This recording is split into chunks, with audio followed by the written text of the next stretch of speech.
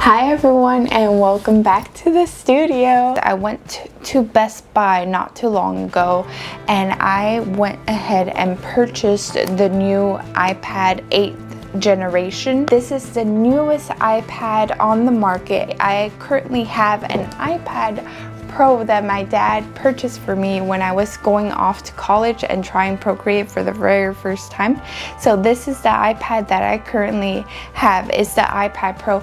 And I was a bit surprised that they didn't have a latest model of the iPad Pro. I absolutely love it. It's very versatile and I use it for a lot of things. I purchased this iPad for an artist friend of mine. She is currently going to work with me and assist me on creating a comic for my mom's book. I'm gonna do a little unboxing of this iPad, and I also purchased an Apple Pencil for Procreate because my artist friend is gonna work with Procreate, and I will do a compare and contrast between the iPad Pro and the latest model of the iPad itself. I am going to actually open up this first. I have the new Apple Pencil and I have a case. Of these I purchased on Amazon. That's what it looks like. Now for the amazing iPad.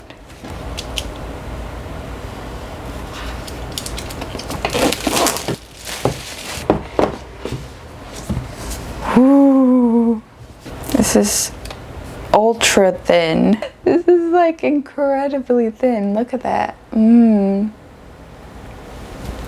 That's what it looks like.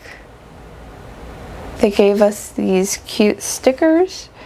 I don't think anyone uses these stickers, but it's nice of Apple to give us these stickers. I love this color. It looks so freaking nice. I absolutely love it. Excellent. Setting this up.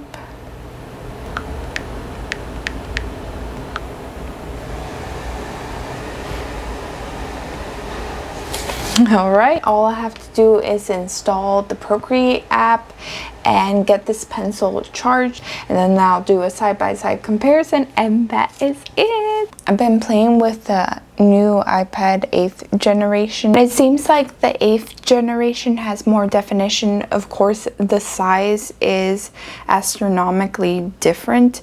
I actually believe that smaller size is less intimidating, at least for me. The smaller size screen is less intimidating, and the whole iPad weighs a lot less than the iPad Pro.